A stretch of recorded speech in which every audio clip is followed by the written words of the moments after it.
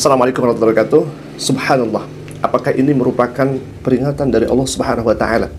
Ada seorang TikToker, bahkan sekaligus streamer, yang pernah mengatakan seperti ini. Gua gak ada fight pengen sholat, jujur aja gak ada fight puasa, gak ada fight Ramadan Samsung. Gua lebih mending gua nge-gym dibanding gua sholat atau sahur. Gua lebih mending nge-gym itu pilar kehidupan. Bahkan beliau juga di sesi yang lain pernah mengatakan seperti ini. Gua sama teman gue, dia itu sebulan dia puasa, ini bulan Ramadan. Gua sebulan full nggak puasa, full nggak sholat id, bahkan full nggak pulang kampung. Dan gua keterima. Di situ gua ngerasa, oh berarti bener nih. Maksud gua ngerasa kayak, oh berarti nggak terlalu butuh buat ngedapetin hal duniawi gitu. Yang lu butuhin adalah kompetensi dan kerja keras. Bukan hanya itu saja, beliau juga pernah berbicara seperti ini. Gue dikasih mercy sama biku, gue jadi Kristen. What? Is that real? Klip, kirim ke TikTok gua. Gua dikasih Range Rover sama Jazz, gua jadi Kristen. Gua kirim ke bokap. Baptis time. M berapa tuh?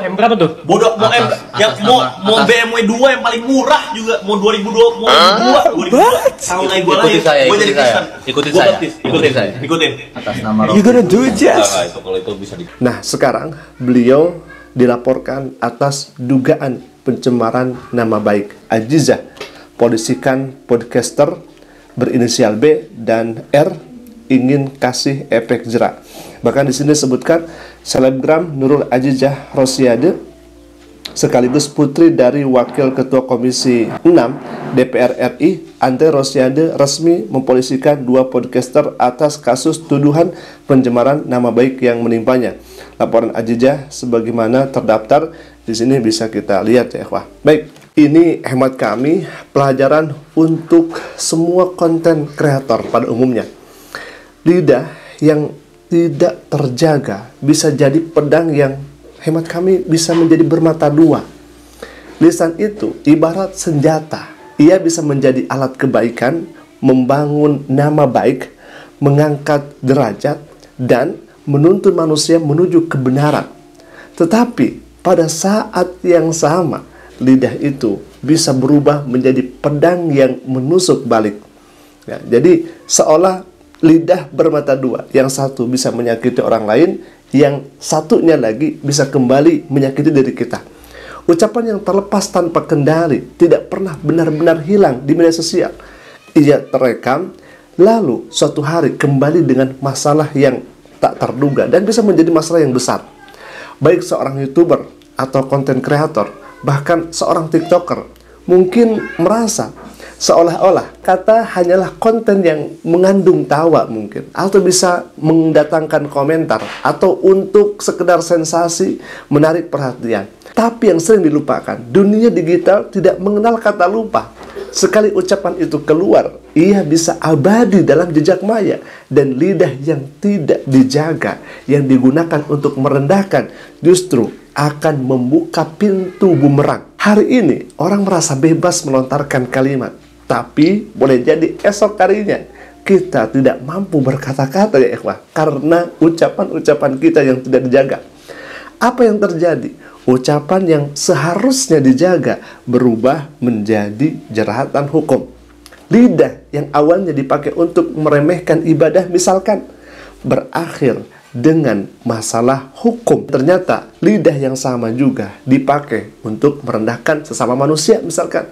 Inilah pedang bermata dua hemat kami. Ujung pertama bisa melukai orang lain, tapi ujung satunya pasti kembali mengenai diri sendiri. Dan ironinya, luka akibat lidah bukan hanya luka sosial ya ikhwah, tapi bisa berubah pada hilangnya wibawa, runtuhnya kepercayaan, bahkan lebih daripada itu, sampai nanti akan kena hukum. Betapa benar perkataan para ulama, kebiasaan manusia itu banyak karena lidahnya. Dan yang kedua, boleh jadi ini bukan sekedar kebetulan ya ikhwah, melainkan hal ini merupakan peringatan yang datang dari Allah Subhanahu wa Ta'ala. Di balik setiap peristiwa yang ada, selalu ada pesan ilahi yang terselip. Terkadang manusia itu menganggapnya sekedar rangkaian kebetulan, padahal sejatinya bisa jadi itu adalah teguran halus dari Allah Subhanahu wa Ta'ala agar hambanya kembali kepada Allah, kembali sadar. Mari kita lihat dengan jernih. ketika seorang manusia berani menyinggung sholat, sesungguhnya ia datang meremehkan salah satu tiang agama. Sholat bukan sekedar ritual gerak tubuh, melainkan simbol ketundukan jiwa dan seluruh kehidupan untuk Allah Subhanahu wa Ta'ala. Maka merendahkan sholat sama artinya dengan merendahkan pondasi bangunan iman itu sendiri. Dan apa yang terjadi setelahnya, ikhwafillah, tidak lama kemudian lidah yang dipakai untuk menyinggung terkait sholat dipakai juga untuk menyinggung seseorang perempuan. Tuduhan ini tidak hanya menyakiti nama baik, tetapi juga merusak kehormatan seseorang. Maka akhirnya perempuan itu melawan, kemudian melaporkan, membawa kasus ini ke jalur hukum.